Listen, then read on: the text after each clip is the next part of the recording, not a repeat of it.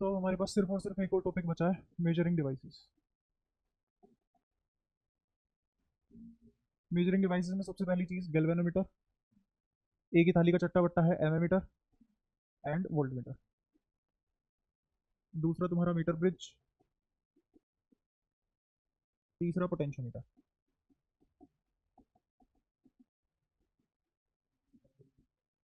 हाँ, वोल्टमीटर लगा, पोटेंशियोमीटर लगा। बस अभी शुरू कर रहे हैं कार्यक्रम दोनों का। अब बेसिक बेसिक भी बताऊंगा, सब कुछ बताऊंगा, क्या टेंशन ले रहा है। दोनों ही पोटेंशियल मेजर करते हैं, डिवाइसेस अलग अलग है। ठीक है, जैसे इंडक्शन भी खाना बनाता है, गैस भी खाना बनाता है, लेकिन दोनों डिवाइसेस अलग अलग है। ऐसे ही ये भी पोटेंशियल मेजर करता है, ये भी पोटेंशियल मेजर करता है, लेकिन दोनों का फर्क अलग है। डिवाइसेस अलग है, वर्किंग प्रोसेस अलग है, एरर अलग है, एक्यूरेसी अलग है, प्रिसीजन अलग है। ठीक है, अभी तो सबसे पहले गैल्वेनोमीटर समझते हैं। गैल्वेनोमीटर कुछ मेजर नहीं करता, ये बेसिकली डिटेक्ट करता है करंट को। Detect the presence of current. सिर्फ और सिर्फ डिटेक्ट करेगा और कुछ नहीं करेगा। मेजर नहीं करके देगा, ये नहीं बताएगा 10 एम्पियर है, 0.01 एम्पियर है, क्या है। ठीक है, अच्छा अब और बाकी की कहानी देखो। फर्क क्या है फिर इन सब डिवाइसेस में, जैसे मैं एमएमीटर की बात करूं, तो एमएमीटर क्या करके देगा, एमएमीटर तुम्हें मेजर करके देगा। मेजर्स करंट, ये मेजर नहीं करता, ये मेजर करता है। अच्छा, ये डायरेक्शन बता देता है, ये डायरेक्शन नहीं बताता। माने ये कैसे पॉसिबल है। मान लो ये कोई गैल्वेनोमीटर है और ये है नीडल। ये नीडल इधर भी स्वे कर सकती है, इधर भी स्वे कर सकती है, मतलब इधर भी जा सकती है, इधर भी जा सकती है। पॉजिटिव डिफ्लेक्शन इधर, नेगेटिव डिफ्लेक्शन इधर। तो इधर वे या इधर डायरेक्शन में डिफ्लेक्ट कर सकती है। ये किसकी नीडल है, गैल्वेनोमीटर की। लेकिन यहाँ पे कोई भी स्केलिंग नहीं है, नो स्केलिंग। अगर नीडल किधर भी मूव कर गई तो इसका मतलब करंट है। तो क्या प्रेजेंस ऑफ करंट डिटेक्ट हो गई। ये काम है इसका। इसका ये काम नहीं है बताना कि कितना है वो, इसका ये काम है बस है कि नहीं है। इसका काम क्या है, कितना है। लेकिन ये नहीं बताएगा कि उसकी डायरेक्शन क्या है, प्लस है कि वो माइनस है ना। बैटरी चार्जिंग स्टेट में, डिस्चार्जिंग स्टेट में ये नहीं बता पाएगा, एमीमीटर नहीं बता पाएगा। तो ये कुछ ऐसा होगा, यहाँ होगी इसकी नीडल, और ये नीडल इधर स्वे नहीं कर सकती, it can only go in one direction, और यहाँ पे स्केलिंग होती है। ठीक है, इधर जा सकती है नीडल लेकिन इधर नहीं जाएगी। जैसे यहाँ पे रेस्ट कर रही है नीडल, इससे इधर आ ही नहीं सकती, ये सिर्फ इधर जा सकती है। वहीं पे गैल्वेनोमीटर की ये है नीडल, ये इधर भी जा सकती है और ये इधर भी जा सकती है, इधर भी। बेसिक बेसिक पता लगा इसका। ठीक है, अब ये गैल्वेनोमीटर, एमीमीटर, वोल्ट मीटर, ये सब क्या बातें हैं, उससे पहले सबसे पहले हमें गैल्वेनोमीटर पढ़ना पड़ेगा। इस गैल्वेनोमीटर से ही एमीमीटर बनता है, और इस गैल्वेनोमीटर से ही क्या बनेगा, वोल्ट मीटर बनेगा। तो अगर तुम्हें एमीमीटर और वोल्ट मीटर बनाना है तो उसका बेसिक डिवाइस कौन सा है, दोनों को किस डिवाइस को यूज करके बनाया जाता है, गैल्वेनोमीटर को यूज करके ही बनाया जाता है। ठीक है, जैसे पिकाचू राइचू बन जाता है, ऐसे यहाँ पे गैल्वेनोमीटर, एमीमीटर और वोल्ट मीटर बन जाता है। ठीक है, ये किसकी हरकत है, तू था ना, कहाँ था।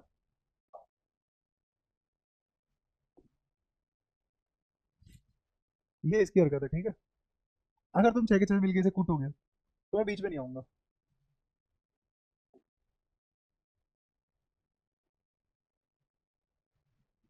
चुप रहा, इन्हें सबको सेलेक्ट कर और डिलीट कर फटाफट। बस बस बस, नहीं काले वाले को रख दिया तो।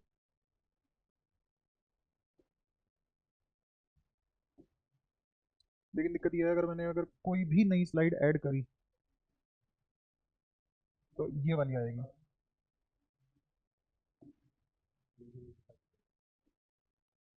ले, कर ही सकती है। ये सब कर लिया था मैंने, बहुत बढ़िया, शाबाश। कुछ नहीं बन पाया, यहाँ तो काम आया है।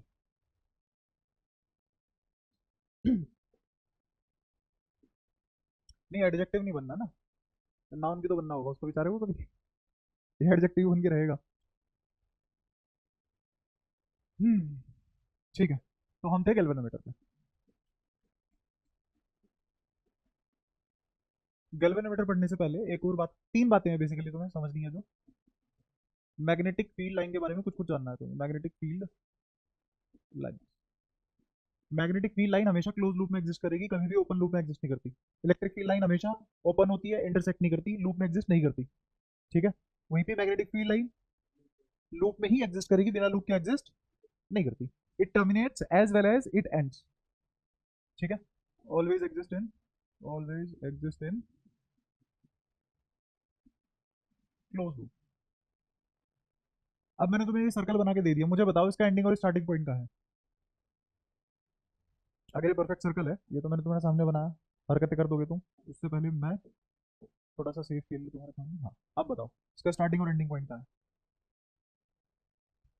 पता ही नहीं क्या स्टार्टिंग है क्या एंडिंग है, इसमें नहीं बता सकते। ऐसे ही magnetic field line close loop में एग्जिस्ट कर रही है, तो क्या मैं बता पाऊंगा कहाँ से एंड हुई कहाँ टर्मिनेट हुई। ठीक है, अगर एक जगह एंड है, मतलब एक जगह टर्मिनेट हो रही है लाइन और एक जगह ओरिजिनेट हो रही है, तो क्या दो एंड हो गए। एक जगह से ओरिजिनेट हुई, एक जगह टर्मिनेट हुई, तो क्या वो दो एंड हो गए। नहीं, यहाँ से ओरिजिनेट हुई, यहाँ टर्मिनेट हो गई, क्या ये दो एंड नहीं हुए। हाँ, लूप पे नहीं आ रहे तुम, अगली बात पे तो आ जाओ। ये लूप ही लूप बोले चले जाऊं 1.5 घंटा। यहाँ से ओरिजिनेट हुई, यहाँ टर्मिनेट हुई, क्या ये दो एंड हुए, है ना दो एंड। एक एंड मतलब एक पोल, दो एंड मतलब डायपोल। क्या इलेक्ट्रिक फील्ड में डायपोल एग्जिस्ट करता था। हाँ करता था, क्योंकि दो एंड होते थे, एक जगह से ओरिजिनेट एक जगह टर्मिनेट। और ओरिजिनेशन टर्मिनेशन एक ही पॉइंट नहीं था, लेकिन अगर ओरिजिनेशन और टर्मिनेशन एक ही पॉइंट हो जाए तो इसका मतलब वो क्लोज लूप है। अब नहीं बता सकता मैं कौन सा टर्मिनेटिंग पॉइंट है और कौन सा ओरिजिनेटिंग पॉइंट है। क्या दोनों बातों में फर्क नजर आ रहा है। तो क्या मैग्नेटिज्म में डायपोल एग्जिस्ट नहीं करना चाहिए, बट करता है। मैग्नेटिक डायपोल नाम की चीज होती है, अब वो डिफाइन करेंगे हम। ठीक है। तो ये कहाँ एग्जिस्ट करती है, क्लोज लूप में एग्जिस्ट करती है। हमने डायपोल क्यों बोला, फिर भी हम मैग्नेटिक डायपोल क्यों यूज करते हैं वर्ड, एग्जिस्ट ही नहीं करना चाहिए। तो डायपोल मतलब ऐसे होगा, देखना। इसकी डायरेक्शन बताओ, क्लॉकवाइज है एंटी क्लॉकवाइज है। लेकिन इस बोर्ड के पीछे से देखोगे तो एक एंड क्या है क्लॉकवाइज, एक एंड कैसा दिख रहा है। नजरिए बदलने से, परसेप्शन बदलने से एंड का नेचर बदल रहा है, तो हमारे लिए दो एंड हो गए, हेंस ये डायपोल हो गया। तुमने सुना है फिजिक्स में एक बहुत बड़ी थ्योरी है, एक्सपेरिमेंट तो हो ही नहीं सकता ऑब्वियसली, बिग बैंग थ्योरी। सुना है। हाँ, बिग बैंग थ्योरी, कि एक बिग बैंग हुआ था, यूनिवर्स वहां से ओरिजिनेट हुआ है, क्रिएट हुआ है। सुना है ऐसा कुछ कुछ। फिर हमारे यूनिवर्स का स्टार्टिंग पॉइंट क्या था, हमारे यूनिवर्स का टी इक्वल्स टू 0 क्या हुआ, बिग बैंग, है ना। फिर एक और थ्योरी है, इसका नाम भी सुना होगा तुमने, ब्लैक होल। स्पेस में पता ही नहीं लगता कहाँ है, और इससे इवन लाइट भी नहीं वापस आ सकती। ग्रेविटेशनल फोर्स या फिर gravitational pull is so immense that even light और photon can not escape, photon भी एस्केप नहीं कर सकता। अच्छा, तो ये ब्लैक होल हुआ, इसका काम क्या है, ये हर चीज अपने अंदर संभालेगा। ठीक है। अच्छा, फिर इसी के अपोजिट एंड पे व्हाइट होल, ये सब थ्योरी है। इसका काम क्या है, यहां से सारी चीजें ओरिजिनेट होती है। मे भी ऐसा रहा होगा, इन दोनों के कंजक्चर पॉइंट पे हमने बोला होगा बिग बैंग, और किसी यूनिवर्स का टी इक्वल्स टू 0, किसी यूनिवर्स का टी इक्वल्स टू इनफाइनाइट रहा होगा। इस पॉइंट पे 0 किसी का, किसी के इनफाइनाइट के बराबर हो गया। फिर यही कॉन्सेप्ट हम लगाते हैं लाइफ साइकिल में, one life and other star. किसी की लाइफ का आखिरी मोमेंट दूसरे की लाइफ का पहला मोमेंट हो सकता है, इसीलिए लाइफ नेवर एंड। क्या एंड हुआ है, ह्यूमन बॉडी, लाइफ थोड़ी ना एंड होगी, it goes on, it continues. तो ऐसी ऐसी चीजें होती रहती हैं, ये मतलब यही साइकोलॉजी और फिलोसफी ये सब यहीं से आती है। तो मैग्नेटिक डायपोल को हमने कैसे डिफाइन किया, जिसके लिए क्लॉकवाइज है किसी दूसरे के लिए एंटी क्लॉकवाइज रहा होगा, तो इसके दो पोल हो गए होंगे। तो इसका मतलब ये नहीं बोला जा सकता कि current carrying loop acts as magnetic dipole. क्या कंक्लूजन निकाला जा सकता है। तो हमारे पास एक कंक्लूजन आया कि कभी भी किसी लूप में, क्लोज लूप में करंट फ्लो कर जाए तो वो किसकी तरह बिहेव करता है, मैग्नेटिक डायपोल मूवमेंट, क्योंकि करंट से मैग्नेटिक फील्ड बनता है। किसी भी वायर में करंट फ्लो करता है तो उससे मैग्नेटिक फील्ड बनता है, यही हम नेक्स्ट चैप्टर में पढ़ेंगे, डिटेल में बताऊंगा मैं। अभी तुम्हें बस ये चीज याद रखनी है। पहली बात मैंने तुम्हें क्या याद करवाई कि अगर करंट कैरिंग लूप मिल जाए तो वो किसकी तरह बिहेव करेगा, मैग्नेटिक डायपोल। अच्छा, और मैग्नेटिक डायपोल तो ऐसे भी हो सकता है कि ये बार मैग्नेट है, ये नॉर्थ है, ये साउथ है, दो एंड हो गए, एक मैग्नेट बन गई। तो इसका मतलब current carrying loop is as good as bar magnet. तो अगर मुझे बार मैग्नेट पढ़ी नहीं पड़ी गई कहीं पे भी, बार मैग्नेट के कॉन्सेप्ट यूज करने पड़ गए, इसको हटा के हम क्या चिपका देंगे, लो बेटा क्लोज करंट कैरिंग लूप। ठीक है, ये पहली बात समझ में आती है तुम्हें। इसमें से कुछ चीजें मैंने थोड़ा सा तुम्हें समझा दी लॉजिकली, और मोस्टली बातें मैं कहाँ करूंगा, जब चैप्टर 4 स्टार्ट होगा। ठीक है, फिर ऐसे ही दूसरी बात, तो मैग्नेटिक डायपोल मूवमेंट डिफाइन भी करनी चाहिए हमें। मैग्नेटिक डायपोल मूवमेंट का सिंबल होता है वेक्टर क्वांटिटी है, magnetic dipole movement vector quantity. ये सब डिटेल में पढ़ूंगा, टेंशन मतलब। ये किसके बराबर होता है, ये बराबर होता है current which is flowing in the loop, area of the loop, number of times current is flown through the loop, number of time current is flown through the loop. दोबारा बताओ, I current in the loop, a cross section area नहीं है, loop का ही area है। जैसे एक loop लिया जिसका रेडियस आर है तो पाई आर स्क्वायर उसका एरिया हो गया, A area of the loop, N कितने टर्न करंट ले चुका है उसी लूप में। जैसे 5 एम्पियर का करंट है, 3 बार घूम गया, तो यहाँ क्या आएगा 5, और मान लो रेडियस उसका है पाई, है ना, तो कितना आ गया पाई आर स्क्वायर, तो कितना आ गया पाई क्यूब इंटू 5 इंटू 3, तो वो क्या आ गया उसका मैग्नेटिक डायपोल मोमेंट आ गया। क्लियर। फिर तीसरी बात जो तुम्हें याद रखनी है, पूछ एन छोटा भी हो सकता है बड़ा भी हो सकता है, क्या पता है एक ही हो, एक ही बार देखा हो हमने, हर चीज देखने के ऊपर ही है ना। तू जो जिसको तू क्लॉकवाइज बोल रहा हो किसी और के लिए किसी दूसरे के लिए, है ना, जो तेरी आंखों में एटम बसे हुए हैं उनके लिए तू घड़ी देख रहा है वो क्लॉकवाइज घूम रही है, और जो तेरी कलाई के ऊपर जो एटम है उनके लिए वो anti clockwise. Atom to atom perception change. ठीक है, और सारे तेरे ही एटम है। ठीक है। तीसरी बात, टॉर्क, ये सिंबल टॉर्क का है। अब टॉर्क का क्या कहना है, टॉर्क भी एक वेक्टर क्वांटिटी है। अगर टॉर्क लगता है किसी भी कॉइल पे तो उसका फॉर्मूला होता है मैग्नेटिक फील्ड के अंदर, under influence of magnetic field, under influence of magnetic field, torque क्या होगा उसका फॉर्मूला लिख रहा हूं, तो ये होगा, ये दिख रहा है तुम्हें एम, मैग्नेटिक डायपोल मोमेंट, ये होगा M cross M B sine theta लिखा जाएगा। इसमें इस थीटा को मैं पाई बाय 2 कर दूंगा, कैसे, by making magnetic field radial in direction. अगर ये हमेशा रेडियल रहा, अगर मैग्नेटिक फील्ड हमेशा रेडियल डायरेक्शन में रहा तो मेरा थीटा हमेशा ही क्या होगा, पाई बाय 2। ऐसा करने से मेरा एक वेरिएबल कम हो गया, अब दो ही वेरिएबल बचे। अब करंट सिर्फ और सिर्फ, सॉरी टॉर्क सिर्फ और सिर्फ किस पे डिपेंड कर रहा है, मैग्नेटिक मोमेंट और मैग्नेटिक फील्ड। अब एंगल पे डिपेंड नहीं कर रहा, क्यों, क्योंकि मैंने ये मैग्नेटिक फील्ड कैसा लिया है, रेडियल इन डायरेक्शन। हाँ, B magnetic field, B magnetic field.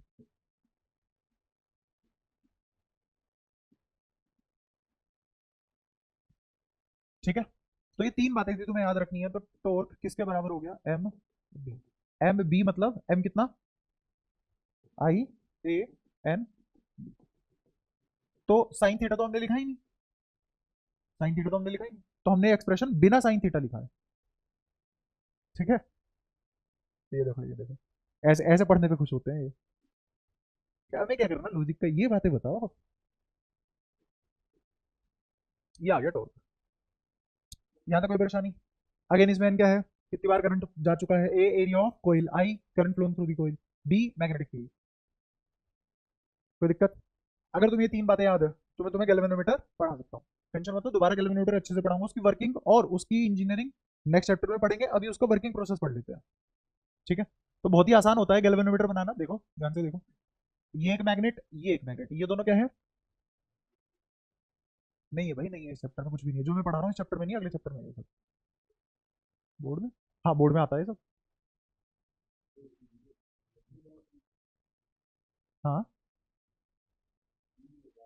TV में क्या होता होगा? अच्छा, ये कह रहा है कि इसमें बोर्ड के अंदर गैल्वेनोमीटर लगा हुआ है कहीं पीछे, तो अच्छा, इसमें एक डिवाइस आ जाएगी गैल्वेनोमीटर, यहाँ से ऑप्शन सेलेक्ट करके। मेरे को तो बनाने नहीं पड़ेगा, पर तुम कैसे बनाओगे बोर्ड में वो चीज? मेरा काम क्या है? मेरे लिए जिंदगी आसान करना है या तुम्हारा एग्जाम आसान करना तुम्हारे लिए? तो फिर वही करने जा रहा हूँ। टेक्नोलॉजी का इतना इस्तेमाल करो जो बच्चों के हित में हो, ताकि तुम्हारे, वरना ऐसे हाँ कोड करके ना पढ़ाने लग जाऊँ मैं बकैती क्यों करूँ इतनी? अब सुनो ध्यान से दोबारा। ये दोनों मैग्नेट्स हैं। ये कैसी मैग्नेट है? ऐसी मैग्नेट है जो मैग्नेटिक फील्ड रेडियल डायरेक्शन में प्रोड्यूस करेगी। जो मैग्नेटिक फील्ड डायरेक्शन में ऐसे लगी हुई है ये। देखा सबको? इस तरीके से। इस हाथ के पीछे इमेजिन करो ऐसे मैग्नेट पूरी भरी पड़ी है ना? ऐसे। ठीक है, 3D है मतलब, ऐसे। समझ गए?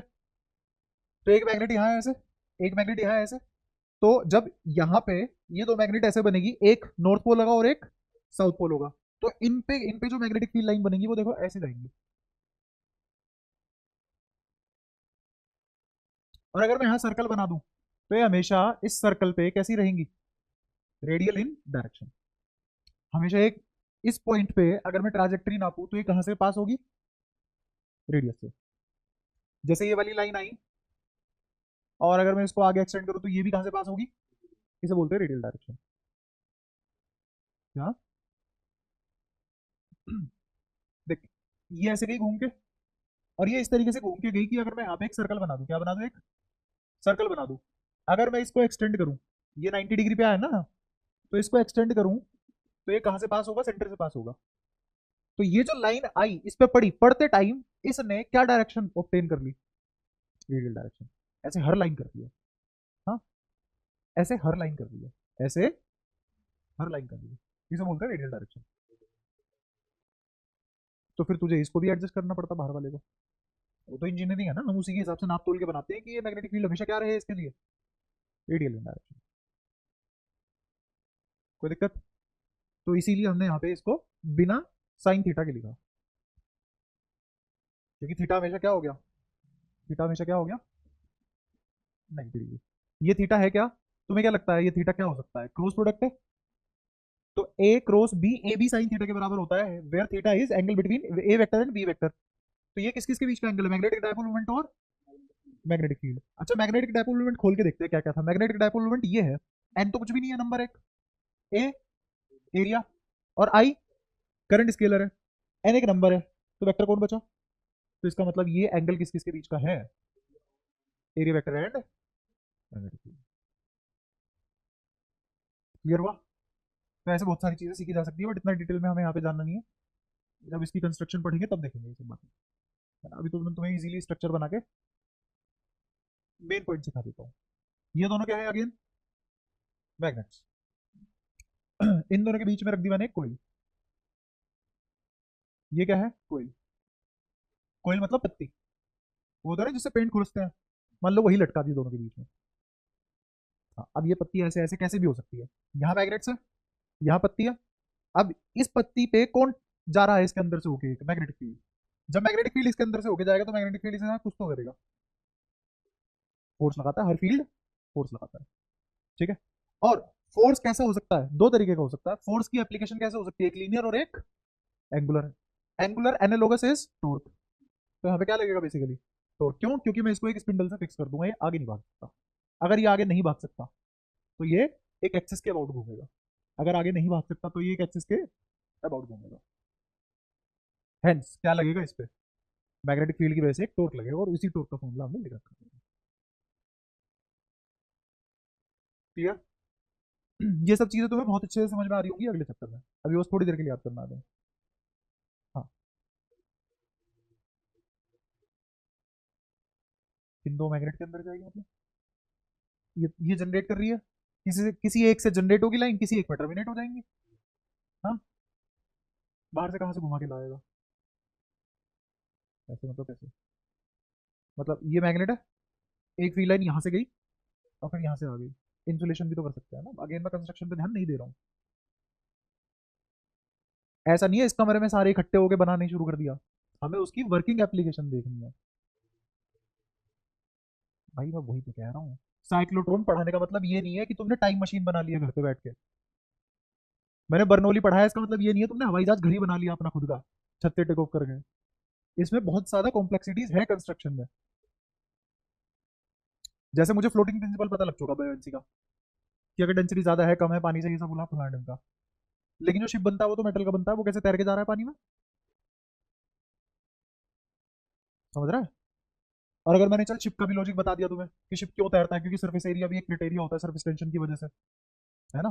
तो अब तुम इसका मतलब कोई सी भी लोहे की चीज बना के पानी में गिरा लोगे? ऐसे ही मैंने तुम्हें सिर्फ इतना हिस्सा दिखाया जितना तुम्हारे काम का है कंस्ट्रक्शन वाइज, है ना? अब इसके लाइन यहां से क्यों नहीं गई? इंजीनियर है भाई, उन्होंने बना रखा है, एक लैब है पूरी की पूरी, उन्होंने इंसुलेशन किया हुआ है इधर उधर, उन्होंने मैग्नेटिक फील्ड उसी तरीके से जाने दिया जिस तरीके से उनका काम बना। सुनी भी है बात है ये सब? पक्का समझ आया? तो इसीलिए कोई लाइन यहाँ से यहाँ नहीं गई। यही काम इंजीनियर का है। साइंटिस्ट इंजीनियर में यही फर्क है। साइंटिस्ट क्या बनाता है? कॉन्सेप्ट। इंजीनियर उस कॉन्सेप्ट को यूज करके अप्लाई करके हमारे लिए कुछ यूजफुल बनाता है। जैसे मुझे पता लगा कि लोअर मोस्ट पॉइंट पे फ्रिक्शन जीरो हो जाए, कब होता है वो? जब, हाँ, अरे जीरो होता है यहाँ पे तभी तो प्योर रोलिंग आती है। तो ये प्योर रोलिंग ठीक है, मुझे ये पता लग गया कि ये प्योर रोलिंग के कॉन्सेप्ट इस तरीके से काम करते हैं। तो पहिया को स्पिंडल और एक्सल से जोड़ के और उसमें फ्यूलिंग सिस्टम बना के और उसमें उतनी ही पीएसआई गैस भर के कि हाँ यहाँ पे फ्रिक्शन कम से कम हो, वो अप्लाई करके हमें किसने दिया? इंजीनियर ने। लेकिन कॉन्सेप्ट किसने बनाया? साइंटिस्ट। साइंटिस्ट कॉन्सेप्ट बनाते हैं, इंजीनियर उसको यूज करके कुछ यूजफुल चीजें हमारे लिए बनाते हैं।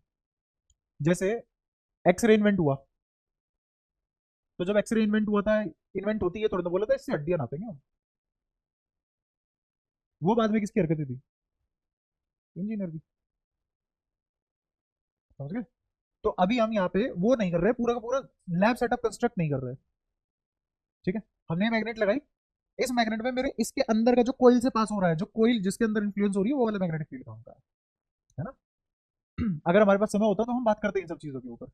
खैर, तो ये स्पिंडल है, ये इस तरीके से है कि ये इस कोयल से अटैच्ड है, इस कोयल से अटैच्ड है। Coil is free to move, coil is free to move. और अब तेरा सवाल ये होगा, ये सर हमने जोड़ी कैसे ऐसे?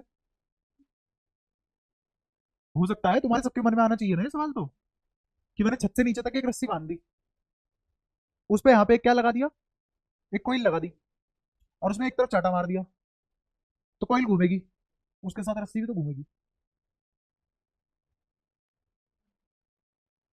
तो अगर तुमने रस्सी से इसको अटैच नहीं किया तो ये नीचे गिर जाएगी कोयल। अब बताओ ये कैसे बना होगा?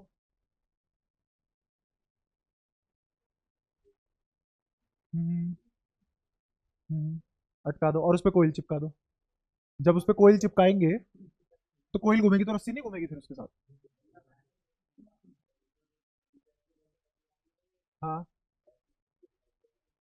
हाँ, तो ऊपर एक हमने एक कैविटी क्रिएट कर ली, नीचे एक कैविटी क्रिएट कर ली, उसके अंदर कोई सॉलिड चीज रख दी, जैसे रोड टाइप स्ट्रक्चर, और उस पर अगर मैंने कोयल चिपका दी थी रोड के साथ, कोयल घूम जाएगी, क्या दिक्कत पड़ रही है? हुआ तो वो अपने एक्सेस पे ही घूमना ना। तो ऐसे 100 तरीके हो सकते हैं, एक तो तुम्हारे दिमाग में खुद आ गया, ऐसे 100 तरीके हो सकते हैं। ठीक है, तो इन सब बातों पे ना ध्यान देके अभी हमें किस चीज पे ध्यान देना है? अगर ये घूमा तो क्या हो रहा है, टॉर्क लगने के बाद क्या हुआ, इन सब बातों पे हमें ध्यान देना है। मेरा क्या फायदा है इस पे टॉर्क लगने में, मुझे इन बातों पे ध्यान देना है। ठीक है, यहाँ तो कोई दिक्कत? हम्म, कैसे लगा लेगी? हाँ, एक नॉर्थ है एक साउथ है, तो नॉर्थ से साउथ जाएगी, रिपल्सिव फोर्स आता है। कौन सी वाली? ये तो तू वाली बात कह रहा है कि ये पॉजिटिव है ये नेगेटिव है, ये नेगेटिव तो रिपल्सिव लगा देगा। हाँ, ये इस पे कैसे फोर्स लगाएगी? ये इस एंड पे, जैसे मान लिया कोयल है, इस कोयल के इस एंड पे ये वाली मैग्नेट अपनी तरफ फोर्स लगाएगी, ये वाली मैग्नेट इसी एंड पे बाहर की तरफ फोर्स लगाएगी इस तरफ, तो दोनों फोर्स आए तो एक ही तरफ। नहीं आया समझ में? नहीं। हाँ वही बता रहा था मैं, सही कह रहा है। एक पॉजिटिव चार्ज है, एक नेगेटिव चार्ज है, बीच में एक इलेक्ट्रॉन रख दिया, ये इस पे इधर रिपल्सिव फोर्स लगाएगा, ये इस पे अट्रैक्टिव लगाएगा, ओवरऑल मूवमेंट तो इधर ही होगी ना इसकी। ऐसे ही ये वाला एंड ले ले इसका, ये इस पे रिपल्सिव फोर्स लगाएगा, ये इस पे अट्रैक्टिव लगाएगा, इस पेंडल घूमेगा, टॉर्क तभी तो आएगी। अब क्लियर?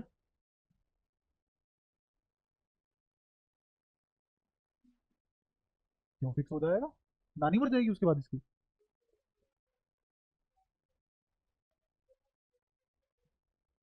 एक बात बताइए, फ्री टू मूव है, घूम गई, फोर्स अभी भी लग रहा है, हर बार इस पे हर सेकंड हर मोमेंट टॉर्क लग रहा है इस पे, तो हर बार इसकी एंगुलर एक्सेलरेशन बढ़ती नहीं चली जाएगी?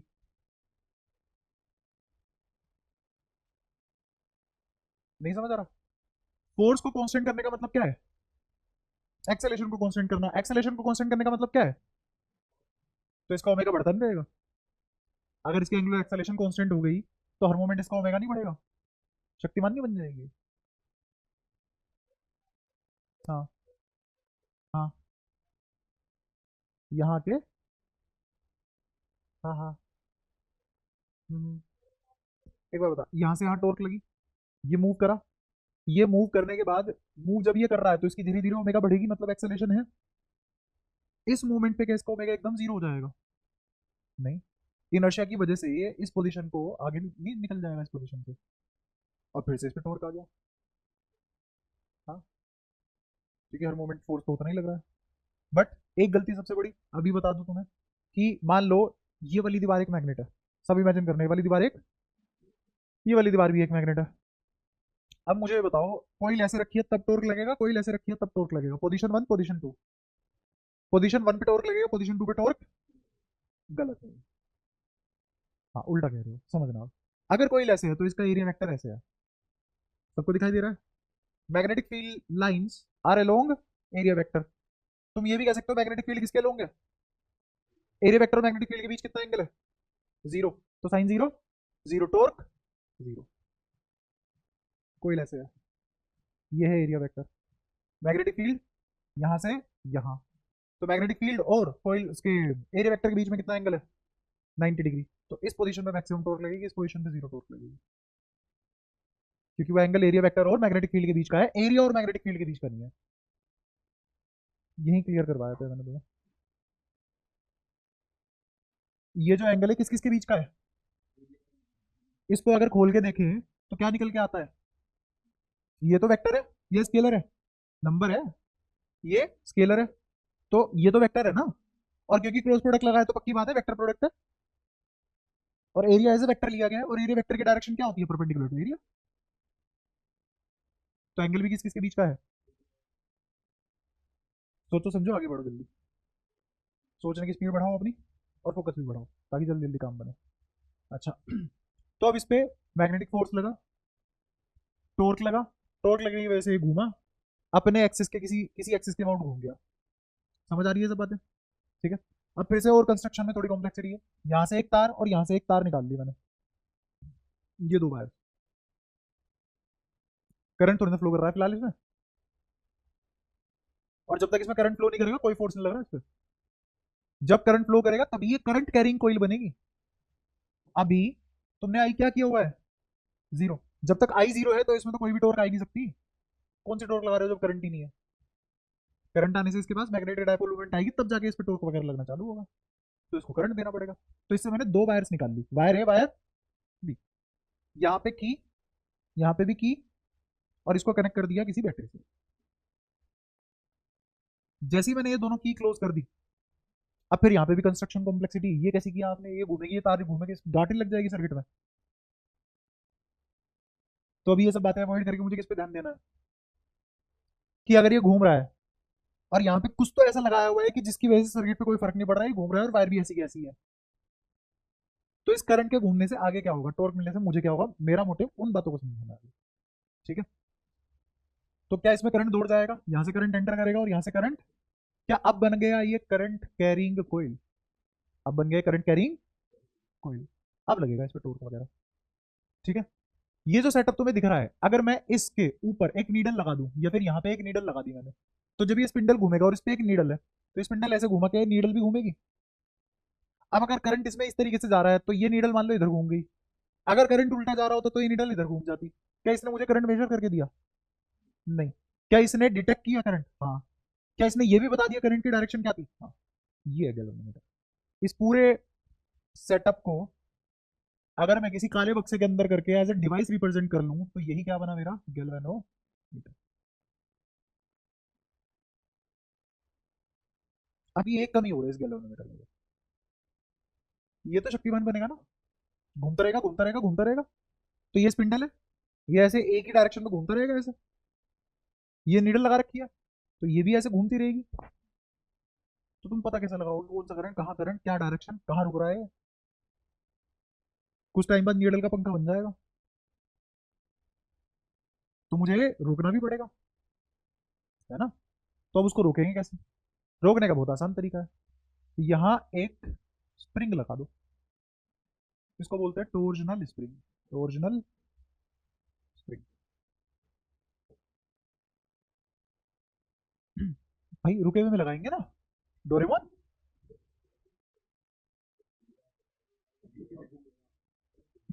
चलती गाड़ी में डलवाता होगा तो पेट्रोल, तो गाड़ी रोकी तो डलवाएगा। अच्छा ये भी सिखाना पड़ता है, पहले गाड़ी रुकेगी तब पेट्रोल डलेगा। पेट्रोल पंप के सामने चिल्लाता हुआ जा रहा है पेट्रोल डाल दियो, पेट्रोल वाला वही सी पाइप फेंक रहा है।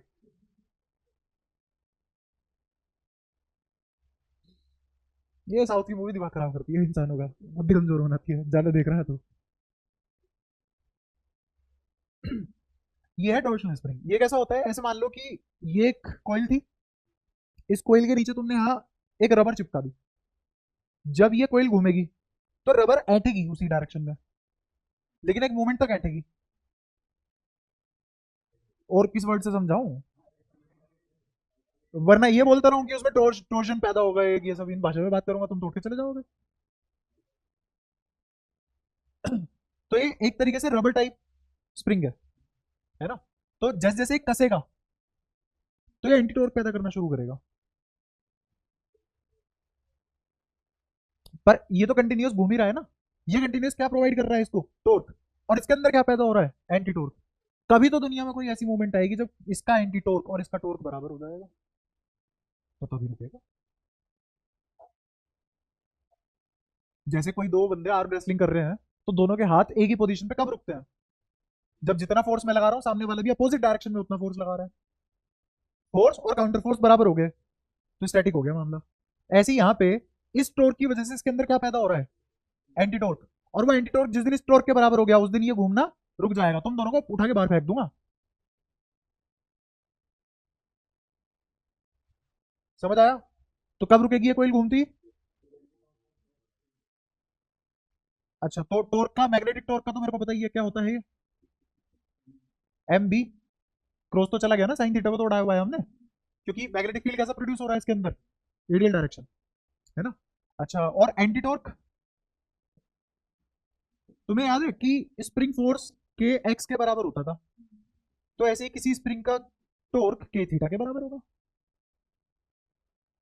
Linear displacement, angular displacement, linear force, angular force, spring constant, spring constant. कोई दिक्कत? अच्छा तो ये किसके बराबर हो जाएगा? के थीटा। और ये कोई कब घूमना रुक जाएगी? तो एम बी बराबर जब के थीटा हो जाएगा, जब टॉर्क और एंटी टॉर्क बराबर हो जाएंगे तो मेरी नीडल रेस्ट पे आ जाएगी, और रेस्ट पे आने के बाद एक जगह रुक जाएगी। अब मेरे को पता है कि ये इस मार्जिनल लाइन से इस साइड है या इस साइड है, उसी के हिसाब से मुझे पता लग जाएगा करंट है।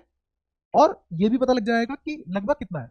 लगभग कितना मतलब, अगर मान लो ये मार्जिनल लाइन है और मेरी नीडल नीडल यहाँ रुकी है इससे, तो कम एंगल पे जाके रुकी है, इसका मतलब करंट भी छोटा मोटा होगा, मुझे एग्जैक्ट नहीं पता, छोटा होगा। अगर मेरी नीडल यहाँ रुकती जाके तो एंगल बड़ा है, मतलब करंट भी ज्यादा रहा होगा। और अगर इस साइड है करंट उल्टा रहा होगा, किसी ने पोलैरिटी उल्टी लगा रखी होगी। हाँ उल्टी भी घूम सकती है यार, बैटरी बदल देना, बैटरी ऐसे लगा दे तो अब क्या उल्टी नहीं घूम जाएगी?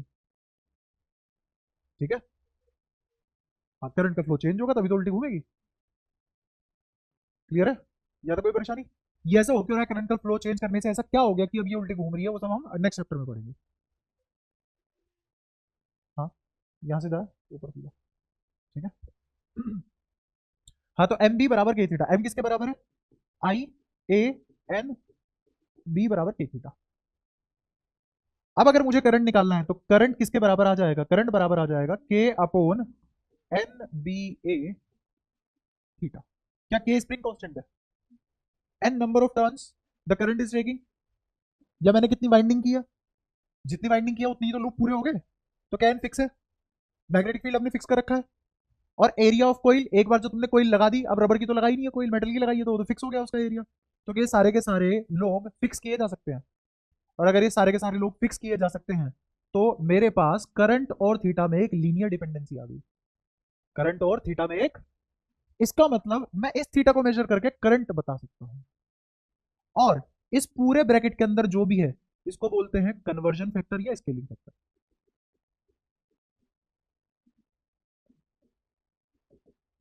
अब ये कन्वर्जन फैक्टर स्केलिंग फैक्टर क्या बोला है? ऐसे मान के चलना, जब भी तुम किसी भी बॉडी का टेम्परेचर मेजर करते हो थर्मोमीटर से, तो तुम एक्चुअल में एच का एक्सपेंशन मेजर कर रहे हो इन टर्म ऑफ लेंथ, और आंसर कर रहे हो केल्विन में या फिर सेंटीग्रेड में या फ़ारेनहाइट में। कितनी मजे की बात है। ऐसे अगर तुम्हें किसी चीज का वेट मेजर करना हो तो तुम मेजर करते हो expansion of spring through length और वेट बता देते हो सिलेंडर का। तो सब कहा क्या है? वो linear dependency with some conversion factor. अगर मेरा स्प्रिंग अगर मेरा स्प्रिंग मान लो 1 सेंटीमीटर स्ट्रेच हुआ, इसका मतलब 10 किलो है। क्या वो कन्वर्जन फैक्टर डाला हुआ है हमने? अब समझ में आया कन्वर्जन फैक्टर स्केलिंग फैक्टर क्या चीज है? तो अगर ये कन्वर्जन फैक्टर स्केलिंग फैक्टर मैं अपने डिवाइस का बता दूं, और एंगल मैं मेजर कर ही सकता हूं नीडल से, तो क्या करंट आ गया? तो गैल्वेनोमीटर का एमीमीटर बनाने में कितना ही खर्चा पानी है, कुछ नहीं है, बस कन्वर्जन फैक्टर ज्ञात करो और एमीमीटर बना लो। समझ आया? मैं निकालूंगा थीटा बट आंसर क्या करूंगा? करंट। सारी बातें क्लियर हुई? पक्का? तो ये होता है गैल्वेनोमीटर किस में कन्वर्ट करना। अभी करा नहीं है हमने, अभी करेंगे। अभी तो बस मेरा गैल्वेनोमीटर से मैंने क्या मेजर करना चालू कर दिया? करंट। तो through this galvanometer can measure current. हम थीटा निकालेंगे और आंसर करंट में कर लेंगे। ये सारी बातें क्लियर है? पक्का? अब एक और बहुत बड़ा फर्क बताता हूँ मैं गैल्वेनोमीटर और इसके अंदर, एमीमीटर के अंदर। गैल्वेनोमीटर हाईली सेंसिटिव डिवाइस है, हाईली। इसका काम क्या है? करंट को डिटेक्ट करना, मेजर करना नहीं। क्या काम है इसका? डिटेक्ट करना। तो इसको तो छोटे से छोटा करंट भाप लेना चाहिए ना, उसके लिए मेरे को सेंसिटिव बनाना पड़ेगा इसको, है ना। सेंसिटिव होने का मतलब कि अगर इसके अंदर से 0.01 मिली एम्पियर का करंट भी चला गया, 0.01 एम्पियर का करंट चला गया, तो इसकी नीडल घूम जानी चाहिए। तो इसका मतलब सेंसिटिव है।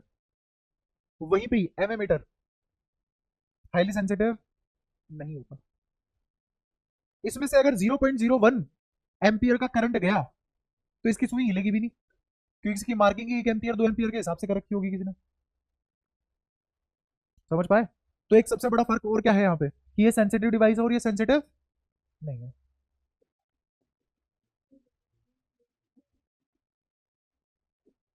अब एक और फर्क क्या है इसमें, क्योंकि ये हाईली सेंसिटिव है, हल्के से करंट में इसकी नीडल घूम जाती है, हल्के से करंट में इसकी नीडल घूम जाती है, तो ये तो 1 एम्पियर का भी मेजर ही नहीं कर पाएगा। मान लो 0.001 एम्पियर में 5 डिग्री घूम जाता है, ठीक है। तो 1 एम्पियर के कोरस्पॉन्डिंग तो कोई एंगल ही नहीं आ सकता इसका, क्योंकि मुझे किससे मल्टीप्लाई करना पड़ेगा इसको? 1000 से, 5000 डिग्री तो कोई एंगल ही नहीं होता। तो इसका मतलब इसकी रेंज छोटी है, हाईली सेंसिटिव होने की वजह से इसकी रेंज छोटी है।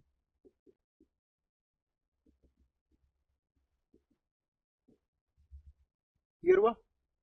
वहीं पे क्योंकि ये सेंसिटिव नहीं है और इसको मैं कैलिब्रेट कर रहा हूँ, कैलिब्रेट मतलब स्केलिंग फैक्टर मैं डाल रहा हूँ, तो मैं इससे 1 एम्पियर 10 एम्पियर 15 एम्पियर का करंट मेजर कर सकता हूँ। मुझे बस करना क्या है, मुझे इस वाली वैल्यू को ज्यादा रखना है, इस वाली वैल्यू को ज्यादा रखना है, और इस वाली वैल्यू को ज्यादा रखने के लिए मुझे बस क्या करना है, एक मजबूत स्प्रिंग लेनी है। स्प्रिंग जितनी मजबूत के उतना बड़ा, तो उतना ही बड़ा करंट मेजर कर पाऊंगा।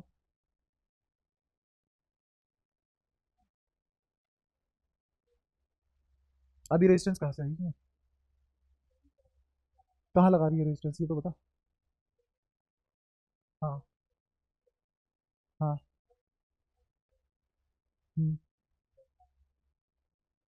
रेजिस्टेंस से डायरेक्शन कैसे हो जाएगी? रेजिस्टेंस बढ़ाने से करंट कम हो जाता है। किसका? करंट का फ्लो कम हो जाएगा। करंट का फ्लो क्या होता है? और करंट तो खुद फ्लो है। करंट का फ्लो क्या होता है? इलेक्ट्रॉन का फ्लो तो करंट बोल देते हो ना तुम। और अब तो तुम्हें पता है इलेक्ट्रॉन का फ्लो असलियत में ऐसे सीधे सीधे मुंह फाड़ के करंट नहीं होता। हाँ हाँ हाँ हाँ हाँ। तो मैं बताऊंगा ना कब कहाँ कैसे लगाना है रेजिस्टेंस। अभी एमीमीटर बनाए कहाँ तुमने? ये तो गैल्वेनोमीटर पढ़ रहे हो तो। क्यों लगाते हैं? अब वो सारी बातें बताऊंगा ना मैं। तुम टेंशन क्यों ले रहे हो? जो मैं पढ़ा दूंगा अब तक थोड़ी ना पढ़ाया होगा तुम्हें। अभी तो शुरुआत ही करी है मैंने। अब तक बताओ किसने इतना पढ़ा दिया हो जितना मैंने पढ़ा रखा है। स्कूल में छोड़ो, मैं तो कह रहा हूँ यूट्यूब पे ढूंढ लो। याद ही नहीं पड़ता, यही कौन सा पढ़ लेता है तू। वो तो प्रोपोर्शनल टू चार्टा है, जितने पढ़े हैं उतने पढ़ रहा है। ये देखो, एक और बिल्कुल हमटी डमटी इसी का।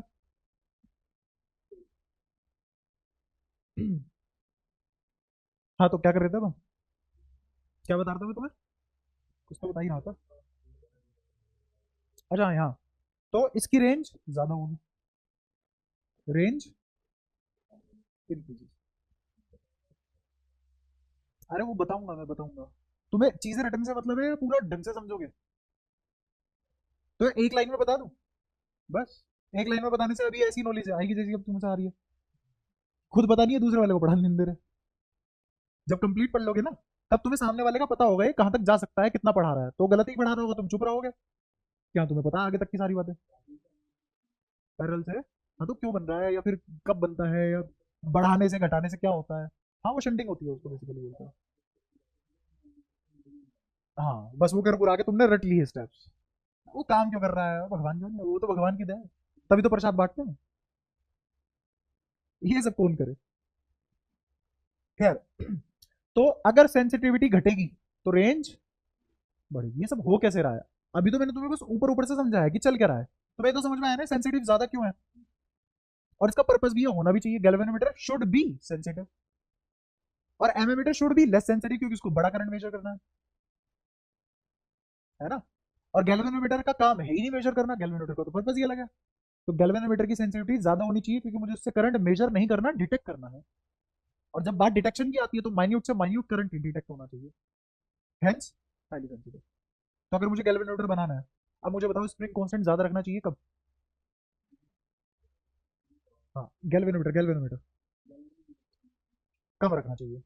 स्प्रिंग कांस्टेंट कम रखेंगे तो इसका मतलब soft spring should be used. जितनी भी मैं तुम्हें बातें बता रहा हूँ, एक एक लाइन अपने आप में एक एक नंबर का कॉन्सेप्चुअल क्वेश्चन है। अब नोट्स ऐसे इतने सारे क्वेश्चनों के नोट्स बनवाने लग गए तो फिर किताब लिखी जाएगी। उससे बेटर है कहानी की तरह सारी चीजें समझ लो।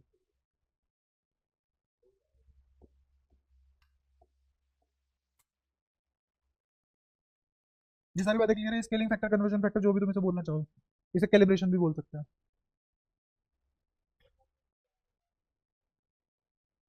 सॉफ्ट स्प्रिंग का के कम होगा। अगर इसका के कम होगा तो करंट सेम थीटा पे करंट कम होगा, अगर के कम होगा।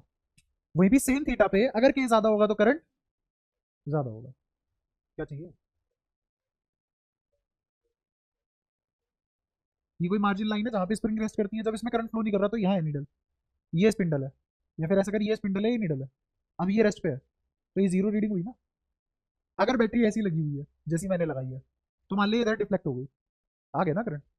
बट मैंने करंट कैसे मेजर किया? मैंने थीटा नापा, और उस थीटा की मल्टीप्लाई किससे कर ली, इससे, तो करंट आ गया। ठीक है। वहीं भी अगर मैं पोलैरिटी उल्टी लगाता, बैटरी ऐसी लगाता, तो नीडल इधर की बजाय इधर जाती, क्योंकि ये ऐसे घूम जाता। अब समझा? अब वहीं पे मैं तुम्हें ये समझाना चाह रहा हूं कि इसी सेम थीटा पे अगर के बढ़ गया तो सेम थीटा पे ज्यादा करंट आएगा, सेंसिटिविटी कम होगी।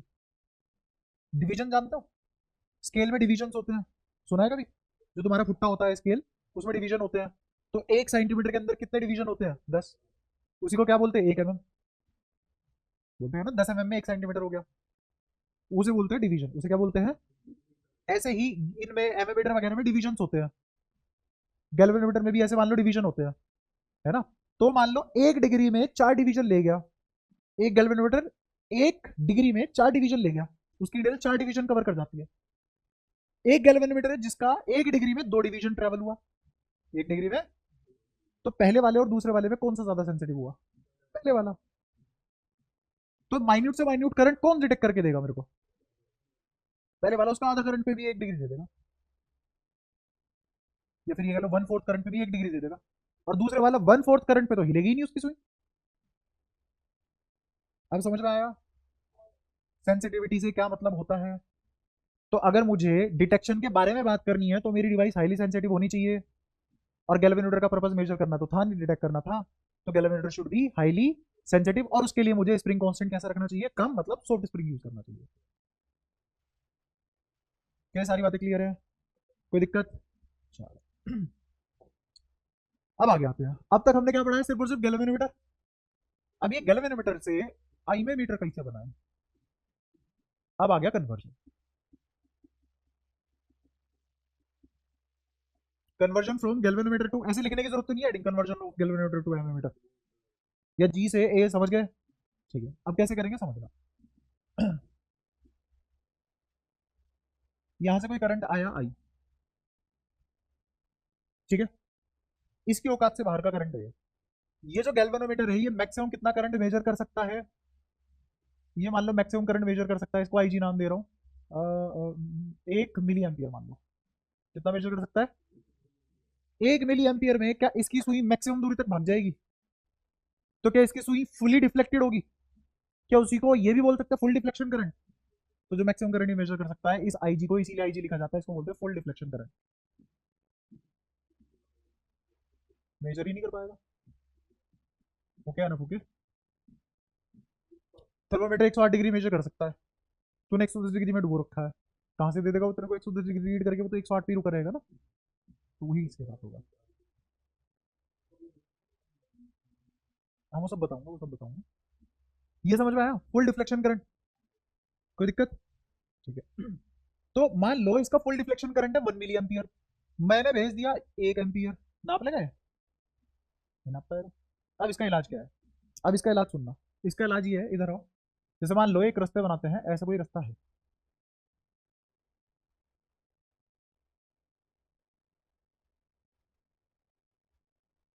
ये कोई रास्ता है, ठीक है? चलो पहले एक बात समझो इसी। यहाँ से दिन के 100 ट्रक जाते हैं, दिन के, सड़क हर हफ्ते खराब हो जाती है। जब इतना वर्कलोड है, इतने ज्यादा ट्रक जा रहे हैं इस पे, तो सड़क हर हफ्ते खराब हो जाती है। हाँ, ठेकेदार नहीं बन रहे हम, या कॉन्सेप्ट समझ रहे हैं ना? तो एक वैल्यू तो लेनी पड़ेगी, मान लिया हमने 100 वैल्यू, है ना? ये बिल्कुल ही ट्रक वाला ही बन गया, बेला दिलों का आता है? ट्रक वाले, ऑटो वाला भी है। क्या कर रहा है तू यहाँ? तेरे जैसे लोग होते हैं वो ऑटो वाले के फोन में ऐसे ऐसे गाने भरते हैं, फिर वो बजाते हुए चलते हैं उन्हें।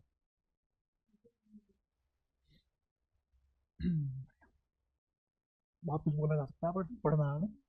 तो मान लो इधर से 100 ट्रक जा रहे थे, सड़क खराब हो रही थी, अब हमने डाइवर्जन डाल दिया, कुछ ट्रक इधर से जा रहे हैं, कुछ ट्रक इधर से जा रहे हैं। लेकिन यहाँ पे ये जो आदमी बैठा है इसको पता ही नहीं टोटल नंबर ऑफ ट्रक कितने हैं।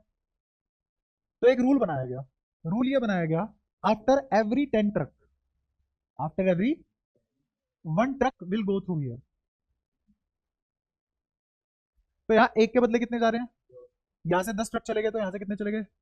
100। तो टोटल कितने ट्रक चले गए? 110। क्या इसने 110 ट्रक गिने? नहीं, इसने तो 10 ही गिने हैं, लेकिन फिर भी इसको पता है टोटल कितने गए हैं। ये बात समझ पाए हो? समझ गए ना? श्योर? और यहां से कितने ट्रक जा सकते थे मैक्सिमम? 10 जा सकते थे। अगर इसने यहां से 10 भेज दिए तो टोटल कितने चले गए? 110। ये बात क्लियर है? इधर आ जाओ वापस। ये कितना मेजर कर सकता है मैक्सिमम? 1 मिलियन, है ना? तो मैंने क्या करा, इसके नीचे एक बढ़िया रास्ता बना दिया, इसको ऑल्टरनेशन पाथ दे दिया। ऑल्टर पाथ देने का मतलब क्या होता है? पैरेलल में लगाना। ये दोनों रास्ते पैरेलल है ना, क्यों? क्योंकि दोनों ही ए से बी जाते हैं, और ये दोनों रास्ते भी ए से बी जाते हैं, इसी को तो बोलते हैं पैरेलल कनेक्शन। समझ आया? इसके रेजिस्टेंस मान लो ऐसे है, एस क्यों नाम दिया इसको? क्योंकि इसको बोलते हैं शंटेड रेजिस्टेंस। शंटेड रेजिस्टेंस मतलब रेजिस्टेंस को पैरेलल में लगाना, पैरेलल में। लैंग्वेज है, किताबी लैंग्वेज है कि अगर मैंने कोई रेजिस्टेंस पैरेलल में लगा दी तो उसको बोलते हैं एक रेजिस्टेंस शंट कर दी। ठीक है? तो एक रेजिस्टेंस शंट कर दिया मैंने इस पे। सुनना ध्यान से, मुझे यहां कम से कम करंट चाहिए और यहां ज्यादा से ज्यादा करंट चाहिए। यहां करंट ज्यादा चाहिए, यहां करंट, तो मुझे यहां की सड़क ज्यादा अच्छी रखनी पड़ेगी, ज्यादा चौड़ी रखनी पड़ेगी। समझ पा रहे हो? तो रेजिस्टेंस कम फील होगी, रेजिस्टेंस, तभी तो ज्यादातर ट्रक यहां से जाएंगे। समझ आया? वापस यहां पे मुझे ज्यादातर करंट यहां भेजना है, आईजी तो यहां से चला गया, अगर यहां से आईजी गया है तो पक्की बात है यहां से कितना गया है, तो टोटल कितना रहा होगा, ऐसे पता लगता है इससे, जैसे वहां इसको यहाँ पता लग रहा था कितना गया। अब वो यहां से ज्यादातर करंट भेजना है, तो रेजिस्टेंस ये वाली ज्यादा होनी चाहिए, कम होनी चाहिए? कम होनी चाहिए। तो इसका मतलब ऐसा बोला जाता है लो रेजिस्टेंस इज शंटेड। और ये जो एस है ये किससे छोटा होगा?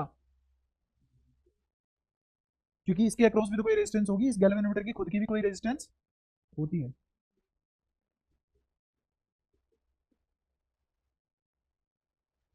अब आया समझ में कि ये पैरेलल में ही क्यों कनेक्ट करते हैं?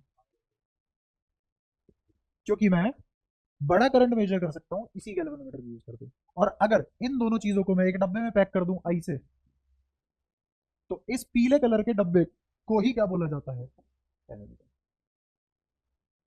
तो एमीटर कैसे बना हमारा? गैल्वेनोमीटर के साथ लो रेजिस्टेंस वायर की शंटिंग करके। When a low resistance wire is shunted to a galvanometer, then ammeter is formed. क्या ये सारी बातें क्लियर हैं? समझ में आई? पक्का? अब इसकी गणित जान लेते हैं। गणित जानने में क्या रखा हुआ है? यहाँ से यहाँ के पोटेंशियल सेम है, यहाँ से यहाँ भी पोटेंशियल सेम है, तो यहाँ से यहाँ ड्रॉप बताओ कितना आया, ऊपर वाले रास्ते से ड्रॉप कितना है? अरे करंट आई जी गया है ना उसमें, और रेजिस्टेंस कितना है जी, आ गया ड्रॉप। नीचे वाले रास्ते से बताओ रेजिस्टेंस कितनी है, वो रेजिस्टेंस कह रहा हूँ ड्रॉप कितना है, आई माइनस आई जी इंटू, कोई फॉर्मूला याद करने की जरूरत नहीं है, अगर ये इक्वेशन लिखनी आती है हर न्यूमेरिकल हो जाएगा।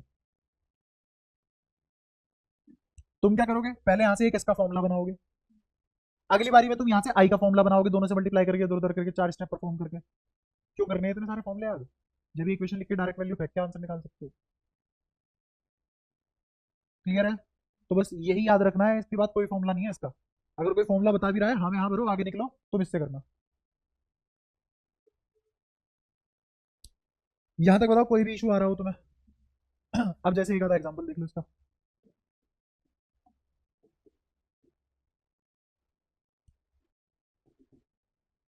जैसे मान लो आईजी तो पता है ना क्या होता है, full scale deflection current. Maximum galvanometer से कितना जा सकता है? पहले किसका पेट भरेगा? गैल्वेनोमीटर का, फिर फालतू करंट सारा का सारा कहां से चला जाएगा?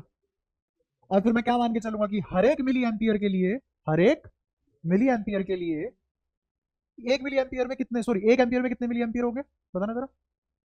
10, 10⁻, अरे +3, एक एम्पियर में पूछ रहा हूं कितने मिली एम्पियर होंगे। तो क्या इसको ऐसे बोल सकते हैं कि 1000 मिली एम्पियर में एक एम्पियर होगा? सही है? और अगर ऐसा है तो मेरे को बताओ हर एक मिली एम्पियर के बदले यहाँ पे 999 मिली एम्पियर करंट जाता है। क्या यही वाला ढोल यहाँ नहीं पट गया? क्लियर हुआ? तो जैसे मान लो, अब तो तुम्हें आईजी पता है ना क्या है? ये आईजी फुल डिफ्लेक्शन करंट, तो सबसे पहले गैल्वेनोमीटर का पेट भरेगा, बाकी बचाव करंट यहाँ से चला जाएगा। तो अगर यहाँ पे 2 बार वाली मिली एम्पियर करंट गया है तो यहाँ पे 2 बार 999 मिली एम्पियर गया। आईजी मान लो किसी का है 0.01 एम्पियर, तो ये क्या हो गया? Full deflection, full scale deflection current of galvanometer. अच्छा, तुम्हें रेंज क्या बनानी है? रेंज बनानी है, मान लो तुम्हें 1 एम्पियर का करंट मेजर करना है, 1 एम्पियर का, और गैल्वेनोमीटर की रेजिस्टेंस 3 ओम गिवन है। कितनी गिवन है? तो मैं क्या रेजिस्टेंस किस फैशन में अटैच करूं कि मेरा ये गैल्वेनोमीटर 1 एम्पियर का करंट मेजर करना चालू कर दे। सवाल पूछे, गैल्वेनोमीटर कितना करंट मेजर कर सकता था, उसका फुल स्केल डिफ्लेक्शन कितने पे आ जाता है, 0.01 मिली एम्पियर, सॉरी 0.01 एम्पियर पे। अच्छा, और मुझे कितना करंट मेजर करना है, किसी से उसी गैल्वेनोमीटर से मेजर करना है। और गैल्वेनोमीटर की रेजिस्टेंस क्या है, कैसे करें अब, तो कुछ नहीं करना, एक काम करो, इसके पैरेलल में क्या लगा दो, एक लो रेजिस्टेंस वायर लगा दो एक, है ना, तो अपने आप क्या बन जाएगा, एमीमीटर। और इस एमीमीटर की रेंज क्या रखनी है, एक, तो रख दो, आओ। ये आईजी कितना रखना है मेरे को, 0.01। गैल्वेनोमीटर का रेजिस्टेंस कितना है, 3। आई माइनस आई जी कितना आ जाएगा, एक। मेजर कितना करना है, एक, यही तो रेंज रखनी है, तो ये क्या हो गया, 1 एम्पियर। और ये कितना हो गया, 0.01 एम्पियर इंटू एस, ये तो नेग्लेक्ट हो गया, तो एस किसके बराबर आ गया, निकालो यहां से, 3 इंटू 0.01, तो कितना आ गया, 0.03। तो जहां ये 3 ओम है वहां पे एस कितना आया, 0.0। तो ये कितना करंट मेजर करना चालू कर देगा, 1 एम्पियर तक ये करंट मेजर कर सकता है। बन गया मीटर, जो 1 एम्पियर करंट मेजर कर सकता है, ऐसी न्यूमेरिकल आती है। बताओ क्या मुश्किल है अब इसमें, पूरी कहानी में, आई जी। नहीं, अगर कभी कभी ऐसा होता है कि ऑप्शन के हिसाब से ना तुम ये 0.03 निकालोगे, वहां पे आंसर मैच नहीं करेगा, तो उस दिन याद कर लेना कि वो एग्जैक्ट आंसर निकलवाना चाह रहा है तुमसे, फिर तुम यहाँ पे एग्जैक्ट लिखोगे, ठीक है। जैसे अगर मैं मान लूँ कि मुझे रेंज इसकी बजाय कितनी करनी थी, इसकी बजाय मुझे रेंज करनी है 10 एम्पियर, क्या मुझे एक ऐसा एमीमीटर चाहिए जो इसी गैल्वेनोमीटर को यूज करके 10 एम्पियर का करंट मेजर कर ले, क्या करूंगा, अब भी कुछ नहीं करना, ये इक्वेशन दिख रही है, आईजी अभी भी कितना रखना है, गैल्वेनोमीटर तो वही है, कितना रखना है आईजी बोलो, अरे मुझे ही तो बोलोगे, 0.01 इंटू गैल्वेनोमीटर वही है तो 3 बराबर आई माइनस आई जी, मतलब मेजर करना है 10 और full scale deflection 0.01 into S, neglect, divide by 10, तो एस कितना आ गया, 0.003। क्या एस के घटने से रेंज बढ़ रही है, प्रैक्टिकली दिखा दिया, तेरे क्वेश्चन का आंसर मिल गया तुझे कि रेजिस्टेंस घटाने से रेंज, क्लियर। मेरे पास तो डिवाइसेस भी नहीं है,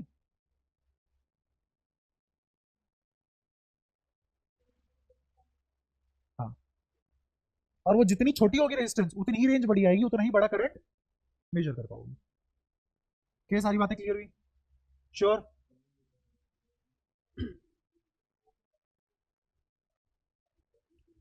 वो लेकिन सबसे पता लगेगा, ये हर मटेरियल के लिए अलग अलग होंगे ना, तो जब तू कंस्ट्रक्ट कर रहा होगा स्क्रैच से गैल्वेनोमीटर, तब तेरी चॉइस होगी कितने टेस्ला का मैग्नेटिक फील्ड रखना है, कितनी कोयले लपेटनी है, कितने एरिया क्रॉस, कितने एरिया की कोयल लेनी है, और स्प्रिंग किस मटेरियल का लेना है, सब तेरी चॉइस है। आया समझ में, फिर इसके हिसाब से सब गवर्न होगा क्या, अरे मैग्नेटिक फील्ड की टेस्ला होती है, यार सर गलत बोल रहे थे, तसला बोल रहे थे, पता नहीं टेस्ला टेस्ला क्यों कर रहे हैं।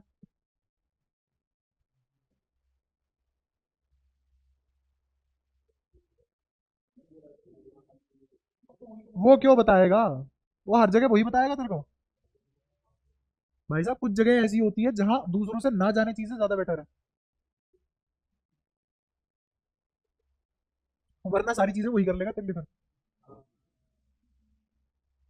यहाँ तक बताओ, किसी को कोई भी दिक्कत हो, कोई भी आप रैबिट मारो खींच के, पढ़ चुपचाप। अब मुझे क्या चाहिए, मुझे एक ऐसा एमीमीटर चाहिए जो हर करंट मेजर कर ले, हर करंट मेजर कर ले, मुझे एक ऐसा एमीमीटर चाहिए जो हर करंट मेजर कर ले।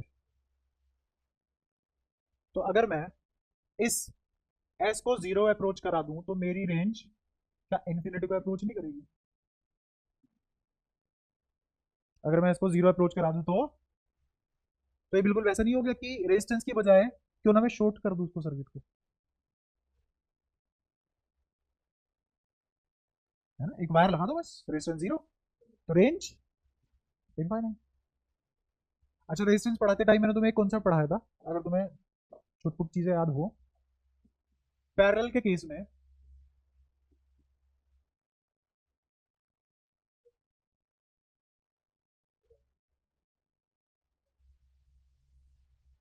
पैरेलल के केस में आर इक्विवेलेंट होता है R1 R2 अपॉन में R1 प्लस R2, ये याद है सबको? अगर सिर्फ दो ही रेजिस्टेंस है तो इसमें मेरे को बताओ जो आर इक्विवेलेंट होता है वो छोटे वाले से भी छोटा होता है, क्या लाइन लिखवाई थी? अगर 2 और 100 ओम पैरेलल में है तो मेरा जो आर इक्विवेलेंट आएगा वो पक्की बात है 2 से भी छोटा आएगा, क्योंकि यहाँ पे गैप बहुत ज्यादा है 100 और 2 के बीच में, 100 और 2 के बीच में गैप बहुत ज्यादा है। इफ गैप बिटवीन, या फिर ऐसे लिखो R1 minus R2 is high, ये गैप बहुत ज्यादा है, अगर ये गैप बहुत ज्यादा है तो मेरा आर इक्विवेलेंट छोटे वाला रेजिस्टेंस आएगा। तो इसका मतलब है क्या बोल सकता हूँ, यहाँ आंसर कितना आ जाएगा? 2। ये कॉन्सेप्ट क्लियर हुआ? ऐसे ही अगर हम तुमसे बोल दूं कि मेरे पास एक रेजिस्टेंस है 0.01 ओम इज पैरेलली कनेक्टेड टू 10 ओम, तो आर इक्विवेलेंट बताओ कितना आएगा? कोई परेशानी? ऐसे ही मेरे पास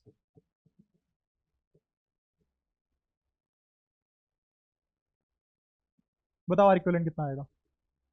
क्या यही वाली वैल्यू कॉपी हो जाएगी? ऐसे ही अगर मेरे पास दो रेजिस्टेंस कनेक्टेड है, एक है 0 दूसरी कुछ भी होती रही, तो आर इक्विवेलेंट कितना आएगा? और ये बन जाएगा तुम्हारा आइडियल एमिटर। क्या बन जाएगा? आइडियल। इसकी रेंज कितनी होगी? रेंज कितनी? इसका मतलब ये वो एमिटर है जो कोई भी करंट मेजर कर सकता है। नहीं, कितना दिखा देगा बता? वो हाईली सेंसिटिव डिवाइस है ना? 1 एम्पियर में उसका तोता बन जाएगा। क्यों? हाँ बनेगा, बिल्कुल बनेगा।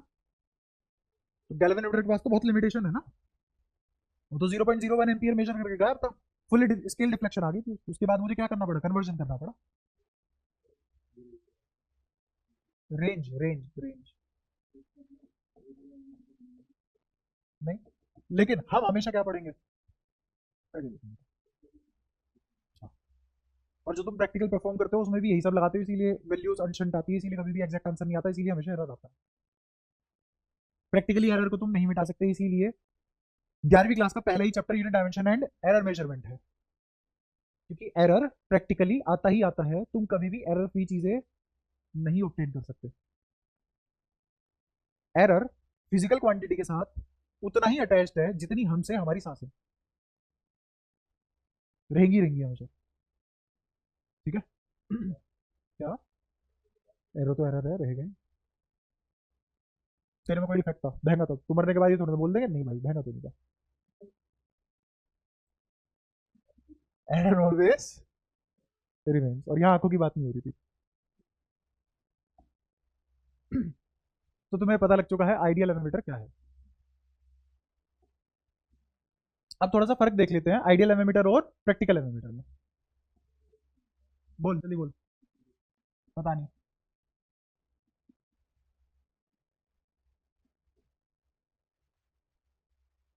आओ फर्क देखें।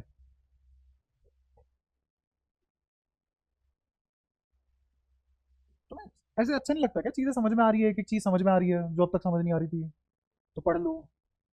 ऐसे भी बिल्कुल ही मजे ही आते।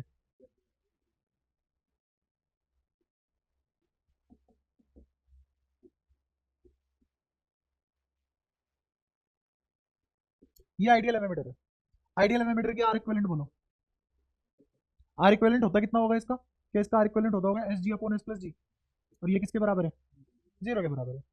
अगर इसका आर इक्विवेलेंट 0 के बराबर है तो इसके अक्रॉस कोई पोटेंशियल ड्रॉप नहीं आएगा, तो इसका मतलब ये कोई पोटेंशियल ड्रॉप दे ही नहीं रहा। क्लियर है ये बात? तो मेरे को बताओ इसके अक्रॉस पोटेंशियल क्या बनेगी, या मेरे को बताओ ये एमिटर क्या रीड करेगा? सारी बात फालतू है। ये एमिटर क्या रीड करेगा? ये एमिटर रीड करेगा 10 वोल्ट अपॉन 5 ओम, तो कितना आ गया? Emitter reads 2 ampere. कब? जब ये कौन सा एमिटर था? अब वहीं पे प्रैक्टिकल एमिटर देखते हैं। हाँ, एरर आता ही आता है, वही बता रहा हूँ ऐसा क्यों। अब इसका आर इक्विवेलेंट मान लो 0.5 ओम है, छोटा है बहुत फिर भी, है ना? अगर इसका आर इक्विवेलेंट 0.5 ओम है और ये 10 वोल्ट की बैटरी है, तो क्या अब मेरा करंट आ जाएगा कितना? 10 अपॉन 5.5। तो अब जो आई आया क्या वो लेस देन 2 है? तो क्या एरर आ चुका है? तो इसका मतलब प्रैक्टिकल एमीमीटर ऑलवेज रीड्स लेस, ये हमेशा एक्चुअल से कम रीडिंग देगा। प्रैक्टिकल एमीमीटर एक्चुअल से हमेशा कम रीडिंग देगा, इसीलिए एरर आते हैं। इसीलिए एक्सपेरिमेंट में तुम बार बार वैल्यू लेते हो, फिर उनका एब्सोल्यूट मीन निकालते हो, और फिर रिलेटिव फ्रैक्शन जो भी एरर होता है, परसेंटेज एरर होता है, वो सब निकालते हो। ठीक है, ये सारी बातें क्लियर है? प्रैक्टिकल एमीमीटर आइडियल एमीमीटर दोनों क्लियर? क्या फर्क है वो भी क्लियर हुआ? इसमें एरर रहेगा ही रहेगा, ये कैसा है? Error free. और इसमें एरर होता ही होता है, इसमें एरर होता ही होता है। और रीजन क्या है? क्योंकि हम इस आइडियल एमीमीटर का आर इक्विवेलेंट 0 ले लेते हैं, जो कि बहुत इंप्रैक्टिकल बात है, ऑब्वियसली इंप्रैक्टिकल बात है। आर इक्वल टू 0 एग्जिस्ट ही नहीं करता दुनिया में। किसने कहा है इसका? हाँ, प्रैक्टिकली इनफाइनाइट रेजिस्टेंस आ रहा था, आ सकता है, तार हटा दे, डर ही क्या? क्या इनफाइनाइट रेजिस्टेंस प्रैक्टिकली पॉसिबल है? हाँ। क्या हमेशा? नहीं। अच्छा एक बात बताओ, ये जो सॉकेट है तुम्हें दिख रहा है ना, यहाँ भी दो सॉकेट, यहाँ है एक सॉकेट, वहां है एक सॉकेट, वहां है एक सॉकेट, वहां पीछे है। करंट आ रहा है उनमें, गिन लिया, करंट आ रहा है उनमें। तो वो करंट इस सॉकेट से इस सॉकेट तक चला जाएगा हवा में? नहीं जा रहा ना। तो क्या रेजिस्टेंस है इन दोनों के बीच में? ओपन सर्किट की क्या रेजिस्टेंस होती है? इनफाइनाइट। ये बैटरी है और ये सर्किट है, बताओ क्या करंट फ्लो करेगा? मान लो 5 वोल्ट की बैटरी है, क्या करंट फ्लो करेगा? जीरो। क्यों? रेजिस्टेंस इनफाइनाइट है तो करंट कितना? क्या ओपन सर्किट है? क्या हमेशा जीरो रहेगा? क्लोज कर नहीं रहा मैं, इसे ओपन ही रखूंगा हमेशा। क्या करंट हमेशा जीरो रहेगा? एक काम करते हैं, इसको 10 to the power 6 वोल्ट कर लेते हैं। क्या अब एयर आयनाइज हो जाएगी, एयर आयनाइज हो जाएगी। और अगर जब एयर आयनाइज हो चुकी है तो इसका मतलब इन चार्ज को, या फिर जो इम्पल्स था, इसको एक रास्ता मिल गया फ्लो करने के लिए। अब एयर अब एयर कंडक्टिंग हो चुकी है, और अगर एयर कंडक्टिंग हो चुकी है तो करंट फ्लो कर जाएगा।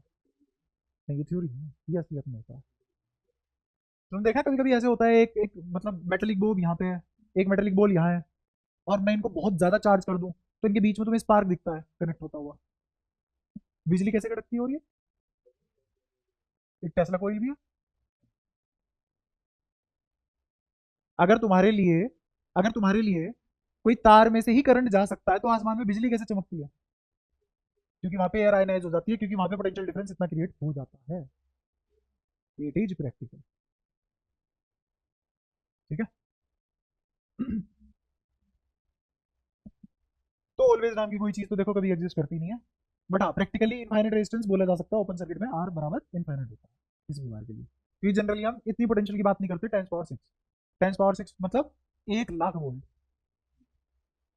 वहां से पटवारी की दुकान से मिलेंगे, और कहाँ से मिलती? यूं यूं करके रगड़ के दे देगा। ये कैसा सवाल हुआ, कहाँ से मिलती है? हाँ भाई, ये दोनों बातें समझ में आती है तुम्हें? तो अब हमारा कन्वर्जन, हमने गैल्वेनोमीटर को किसको किस में कन्वर्ट कर लिया? एमीमीटर में। क्या तुम्हारा एमीमीटर कैसे बना है? Each and every aspect clear है? अब तुम एक्सपेरिमेंट करोगे, तुम्हें लगती लगी, तुम्हें एक एक चीज पता होगी कहाँ क्या चल रहा है। डोरेमोन के खिलौने से नहीं होता, खरीदने पड़ते हैं। उतना पैसा है नहीं मेरे पास। कितने का ही आ जाएगा? मैं गरीब हो जाऊंगा, भूखा मर जाऊंगा, इतने का आएगा।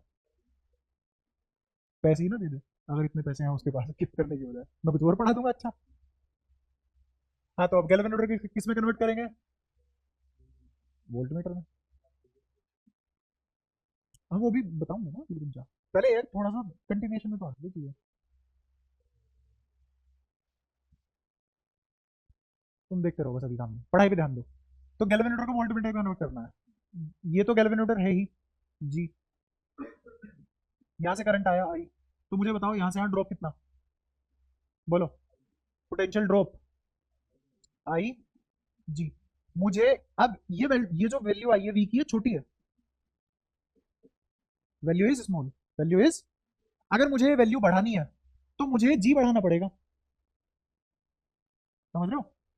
मुझे जी बढ़ाना पड़ेगा, और जी के साथ हम छेड़खानी कर नहीं रहे, हम तो गैल्वेनोमीटर को वोल्ट मीटर में कन्वर्ट कर रहे हैं। तो अब मैं पता है क्या करूंगा, सीरीज में एक बड़ी सी रेजिस्टेंस लगती है, और अगर मैंने सीरीज में बड़ी सी रेजिस्टेंस लगा दी, अब यहां से लेके यहां तक क्या पोटेंशियल ड्रॉप आया, आई जी प्लस आर। क्या जी से बहुत बड़ा है आर? तो अब खुद देखो, यहां जो वी है और यहां जो वी है, कौन सा वी बड़ा है? नीचे वाला बड़ा है। तो अगर ये वी की वैल्यू बड़ी आई और तुम्हें दिख रही है बड़ी आती है, तो क्या तुमने ज्यादा पोटेंशियल रीड की है? तो क्या तुमने पोटेंशियल मेजर करने की रेंज बढ़ा दी? तो क्या यहाँ पे वी की रेंज इंक्रीज होकर आई? हाँ। तो अब यहां से लेके यहां तक, यहां से लेके यहां तक इतना हिस्सा अगर पैक करके दे दिया जाए तो वो क्या बन जाता है? ये गैल्वेनोमीटर, वोल्टमीटर कन्वर्जन हो गया। और अब तुम्हें रीजन भी पता है कि गैल्वेनोमीटर के सीरीज में बड़ी रेजिस्टेंस क्यों लगा के वोल्टमीटर बनता है, और वहीं पे ही गैल्वेनोमीटर के पैरेलल में छोटी रेजिस्टेंस लगा के क्यों एमीटर बनता है। क्या इन दोनों क्यों का भी आंसर क्लियर है तुम्हें? All clear? दाना भी नहीं छूटा है।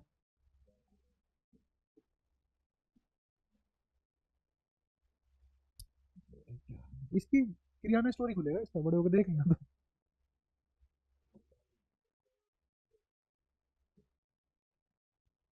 तो राशन बांटा करेगा ये किसी डीडीए मार्केट में?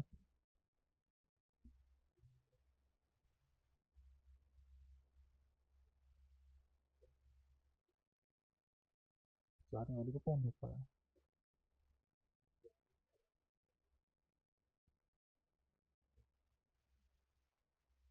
पैसे इसी से लेंगे। यहाँ तक सबको समझ में आती है सारी बातें? पक्का? तो ये वाली इक्वेशन अगर तुम्हें याद है तो कोई फॉर्मूला याद करने की जरूरत नहीं है, बस याद होने चाहिए, न्यूमेरिकल हो जाएंगे सारे। अब जैसे सवाल बना लेते हैं इस पे। मान लो कि मेरे पास गैल्वेनोमीटर है 10 ओम रेजिस्टेंस का, गैल्वेनोमीटर है 10 ओम रेजिस्टेंस का, और वहीं पे ही मेरे पास जो पूरा का पूरा करंट आ सकता है इसमें, जो आ रहा है वो मान लो है 1.5 एम्पियर। ठीक है? तो मुझे ये बताओ कि मैं क्या करूं कि पोटेंशियल रेंज मेरी 50 वोल्ट आ जाए। मुझे कहां तक पोटेंशियल मेजर करनी है? मुझे क्या रेंज चाहिए अपनी पोटेंशियल मेजर करने की? 50 वोल्ट। तो मैं क्या करूं? कुछ नहीं करना, तो मैं इसके सीरीज में क्या चिपका दो, सीरीज में एक आर लगाओ जो किससे बड़ा हो, जी से तो पक्का बड़ा हो, और इक्वेशन फेल दो। कितनी चाहिए तुम्हें रेंज? 50 की। आई कितना है? 1.5। ये कितना है? 10। और लगाना कितना है? आर। तो 50/1.5 -10 बराबर है। ये हटाओ, क्या 500 आ गया? क्या ये 500 माइनस 150/15 आ गया? तो 500 माइनस 150 इज 350/15।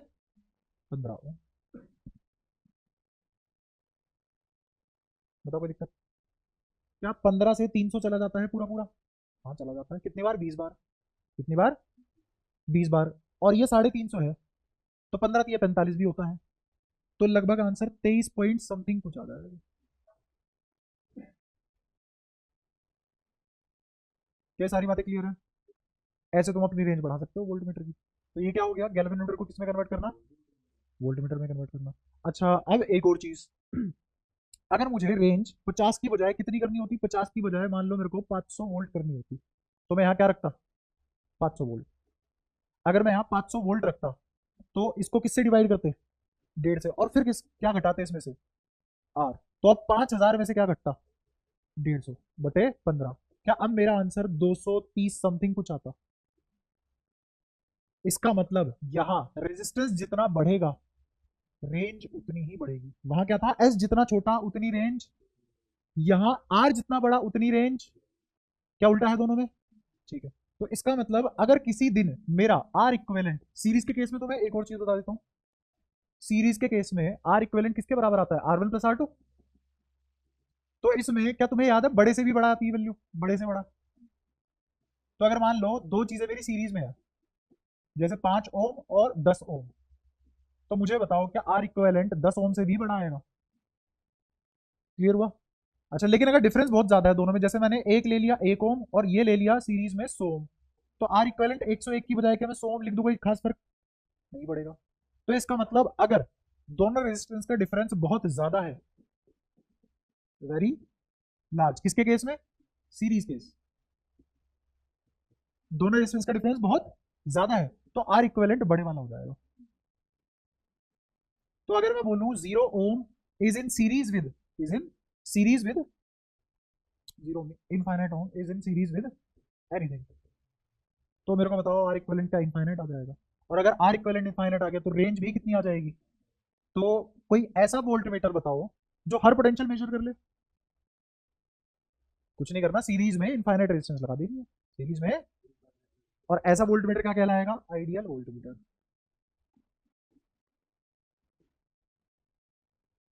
ये सारी बातें क्लियर होती जा रही हैं। अब फर्क देखते हैं प्रैक्टिकल और आइडियल के बीच। प्रैक्टिकल और आइडियल के बीच फर्क देखते हैं। अगर बी आइडियल है और अगर बी पी प्रैक्टिकल है, ठीक है, सर्किट बना लेते हैं वही। जैसा बेटा सा 2 ओम, 3 ओम, बैटरी 10 वोल्ट की,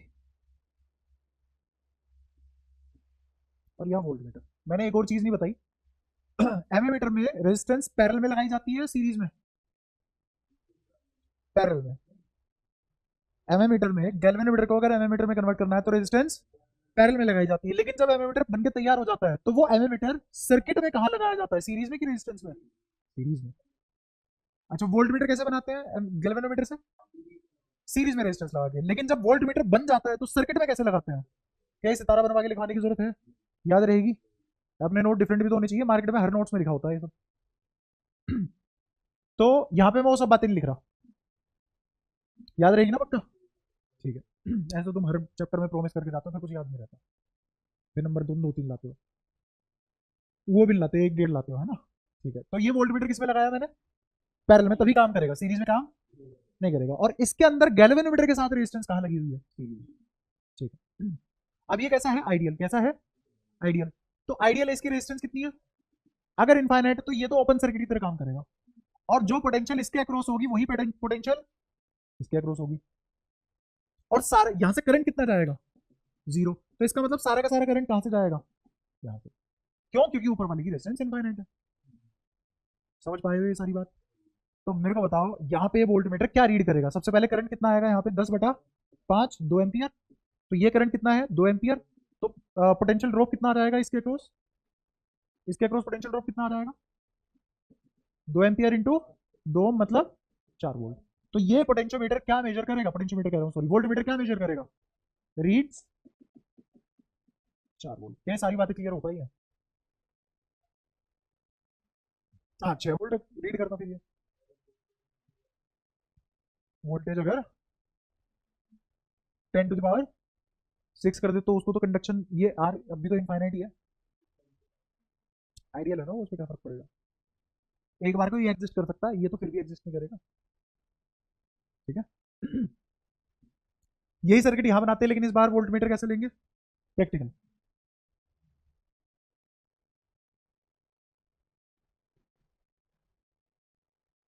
दो ओम, 3 ओम, और इस बार जो हमने लिया है इसका आर इनफाइनाइट नहीं है, कुछ तो होगा, तो इसका मतलब कुछ अमाउंट ऑफ करंट ऊपर भी जाएगा। और अब मेरा आई पक्की बात है 10/5 तो नहीं होगा। क्यों? क्योंकि अब इसका भी, इस रेजिस्टेंस का भी कंट्रीब्यूशन इसमें आएगा, पैरेलल में। ये सारी बातें क्लियर है? श्योर? ठीक है। तो अब देखते हैं ध्यान से। मेरे को बताओ, अगर करंट बढ़ चुका है, अगर करंट बढ़ चुका है तो 2 ओम में से कम करंट जाएगा या ज्यादा? डिस्ट्रीब्यूशन हुआ है ना करंट का। अब ये देखते करंट बढ़ा है कि घटा है, ये देखना है मेरे को, करंट बढ़ा है कि घटा है। मेरे को बताओ ये दोनों कैसे हैं? पैरेलल में। तो आर, कोई रेजिस्टेंस है आर, इज पैरेलल विद 2 ओम। तो मेरे को बताओ आर इक्विवेलेंट क्या 2 से भी छोटा आएगा? बोले क्लियर है? आर इक्विवेलेंट 2 से छोटा आएगा, समझ आ रहा है? क्लियर कट, पैरेलल में है तो छोटे वाले से भी छोटा। और मुझे कैसे पता 2 ओम ही छोटा है? क्योंकि इसकी सीरीज में हवाल लगाते हैं हम। गैल्वेनोमीटर में जी के बगल में जो रेजिस्टेंस रखी जाती है वो बहुत ज्यादा बड़ी होती है, तो पक्की बात है तो बड़ा आ रही। बट अगर दोनों पैरेलल में लगे हैं तो इनका कॉम्बिनेशन छोटे वाले से भी छोटा आंसर करेगा, तो आर इक्विवेलेंट 2 से भी छोटा आएगा। सर्किट की ओवरऑल रेजिस्टेंस बताओ, आर ओवरऑल ऑफ सर्किट, क्या ये 5 से कम आएगा? पक्की बात है। तो जो मेरा अब करंट आएगा सर्किट का वो क्या 10 वोल्ट बटा, क्या ये जो वैल्यू आएगी ये लेस देन 5 होगी, लेस देन 5।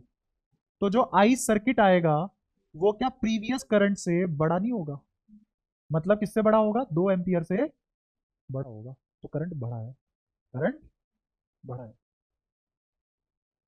घटा नहीं है। क्लियर है? पक्का। अब अगर करंट बढ़ गया तो करंट का रीडिस्ट्रीब्यूशन करेंगे और वो बहुत कॉम्प्लेक्स होगा।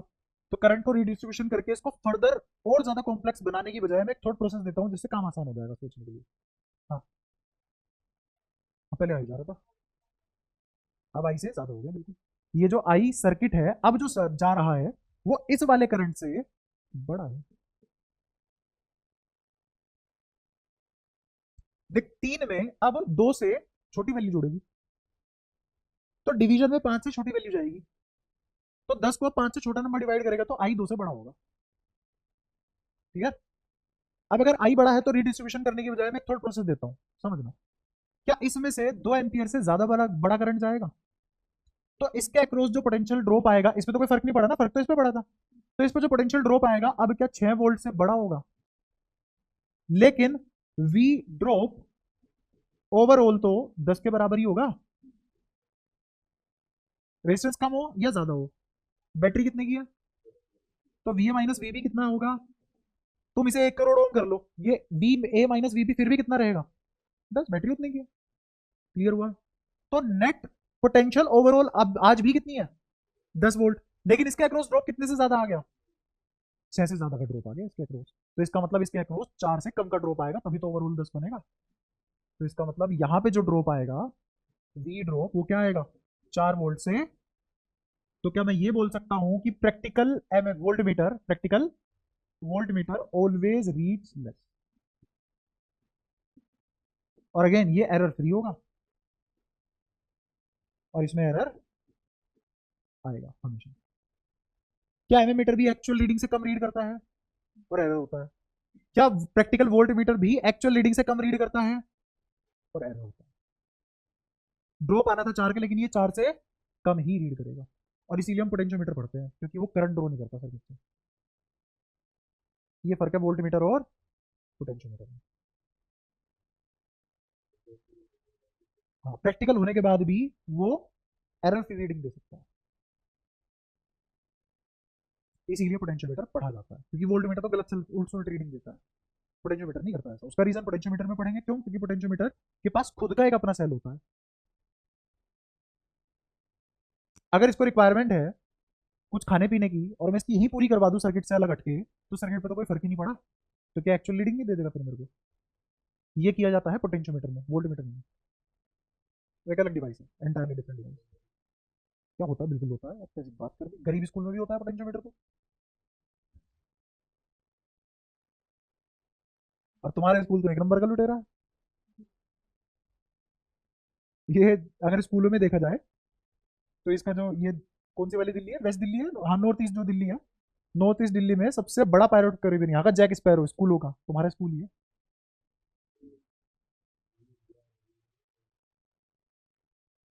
और क्या?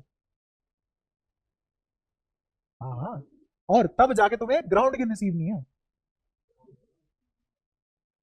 अगर वहां पे तुमने किसी फुटबॉल में गलती से लात भी मार दी, तुम्हें खेलना भी नहीं आता, किसी का घर चली जाएगी बोल।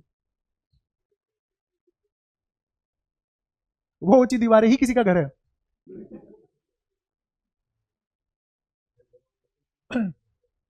ग्राउंड है कहा उसमें? वो ये पियाओ के बगल में घास उग गई उसको ग्राउंड बोल दिया, घास भी नहीं है बताओ, एक टाइल बिछा के उसको बोल दे ग्राउंड है। शाबाश।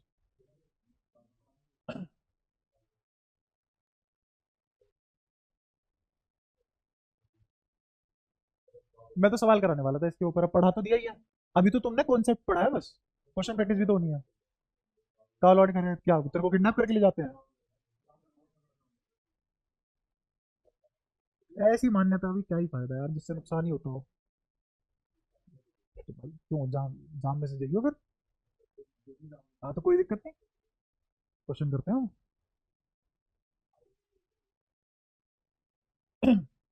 मेरे को बताओ, यहाँ तक किसी को कोई भी दिक्कत हो तो बोल दो। कोई भी बात दुख दे रही हो, पूछ सकते हो। यहाँ तक सारे कॉन्सेप्ट तुम्हारे क्लियर होने चाहिए। Each and everything must be crystal clear. Crystal. कल की सबकी। तू तो छूटा ही हुआ है, पढ़ता कहाँ है तू? हाँ तो फिर कल सुबह क्लास रख ले, फिर उसके बाद मैथ्स की। एक मिनट रुको रुको रुको रुको। पिछली क्लास में तो आया नहीं था ये, पढ़ के भी नहीं आया।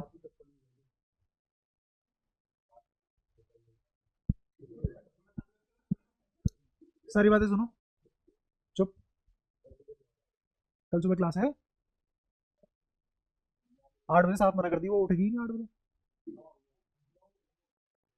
8 बजे ही उठूंगी पर। फिर यहाँ कैसे? 9 बजे रख लो, फिर गर्मी हो जाती है, पिघल जाता है आदमी अपना। मोम का बना हुआ है। ऐसे उकसाते हैं देखो।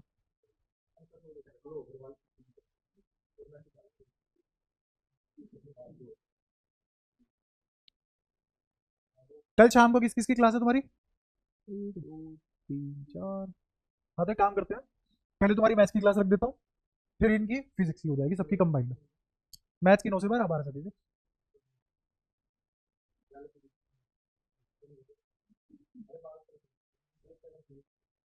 चलो ठीक है, पहले फिजिक्स की, फिर उसके बाद तुम थोड़ा बहुत जो तुम्हें ब्रेक चाहिए होगा, उसके बाद ब्रेक में मेरा दिमाग नहीं खाओगे, मेरे को काम करने दोगे। हाँ। 3 घंटे की। नहीं यार, 3 घंटे की भी क्लास लगातार नहीं ले सकता। कहाँ दर्द हो, इलाज करवा। तो क्लास मार रहा है बेटा बेटा। मुंह से तो नहीं आता खून, वहां बड़ी जल्दी आ रहा है।